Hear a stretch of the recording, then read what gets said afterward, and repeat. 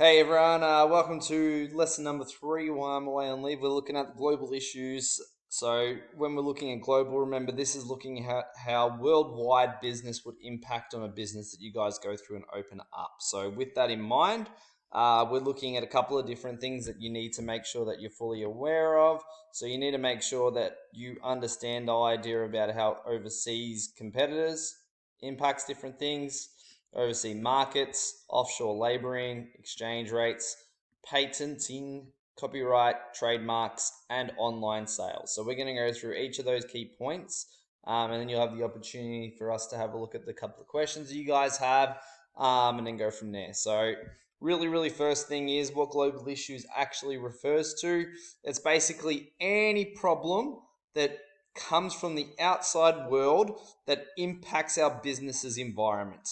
So as you can see, there's a whole bunch. We're going to go through them now, but that just gives you an overview of what it all is referring to. So the very first one is overseas competitors. So the reason why we look at these is that obviously overseas competitors, you set up a business, you need to be aware about what different businesses are doing locally, but also what different businesses are doing from overseas, whether they're selling, whether they're opening up businesses or different things like that. So an overseas competitor, in this case, is rival business sells the same products as what we do, but they come from overseas.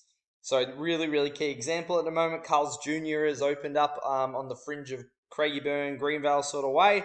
So that would be something that other burger chains would be paying attention to. So they need to make sure that they've got a competitive advantage not over their local competitors, but also their international ones. And they also need to monitor about what they're doing, see if they're building new stores, what's different bargains and different products they're selling, just so you can keep up with it all. The really next one is Oversea Markets. So very similar to, I guess, the same thing is. It basically is a group of consumers or different organizations that want to buy our product or has the capacity to buy our product. So what this basically refers to is on the other side is we looked at competitors. This is now looking for areas where we could sell our product overseas. So what it does is it builds risk because we're developing and building our portfolio, but it allows us to grow our business overseas into different stores.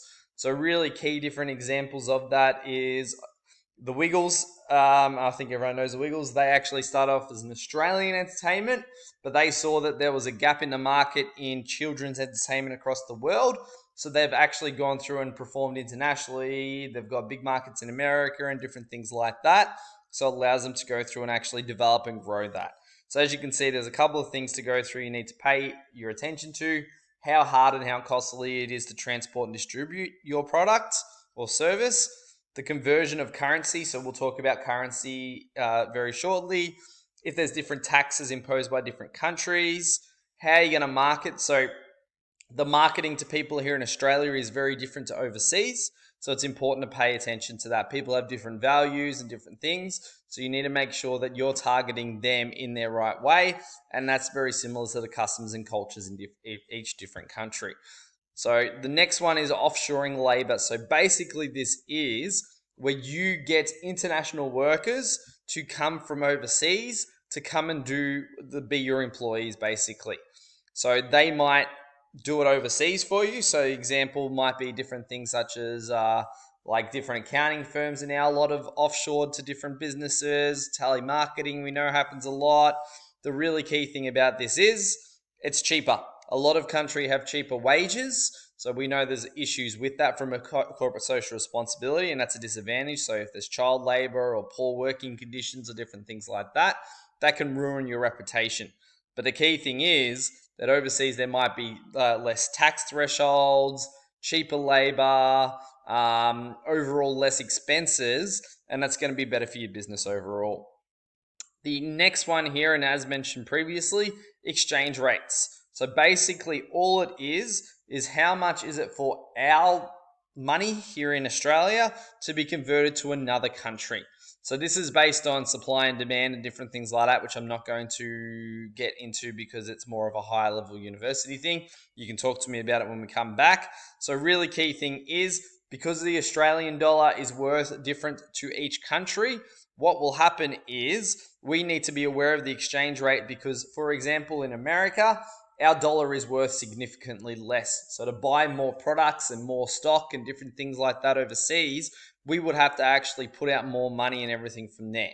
So it's important that you pay attention to different things like that, such as the exchange rates if you are going overseas, because you want to make sure that your money you're still going to be able to make through and enough everything from there. So you also need to be considerate of if you're buying from overseas, and some people might have done some online shopping, but when that happens, it also converts the sale price and the impact that that might actually have on different things.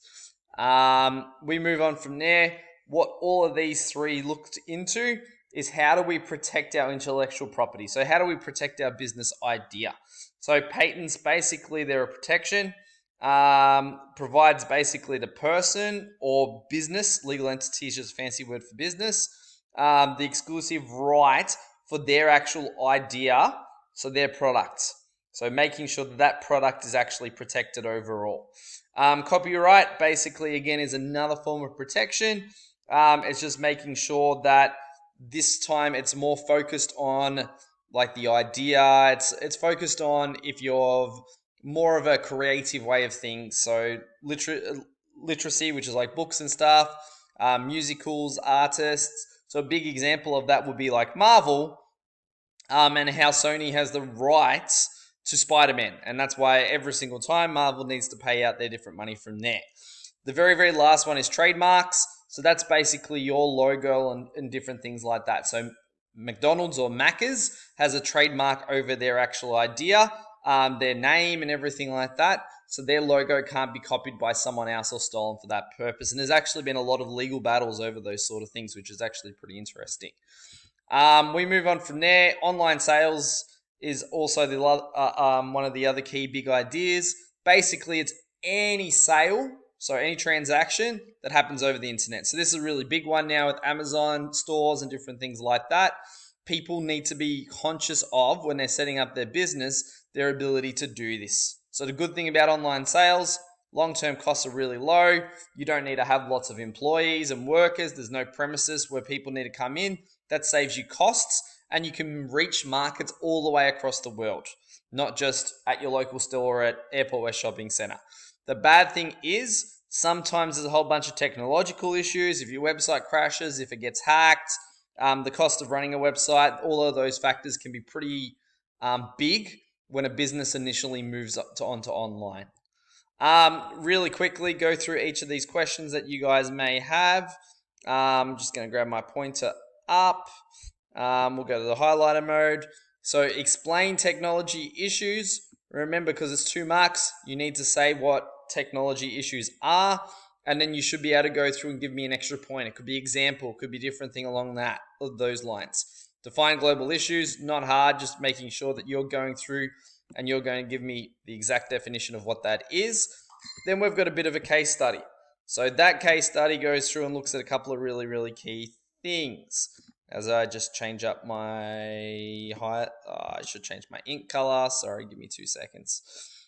We'll just use the same one. So this one here, you're looking at the really key thing is you've got Mount Ridley College and talking about they're thinking about hiring offshore labor when hiring new teachers. So they're going to get their teachers from overseas. So this one here, you need to go through, and when you go through and look at that, you need to discuss. So think back to what do you do with discuss.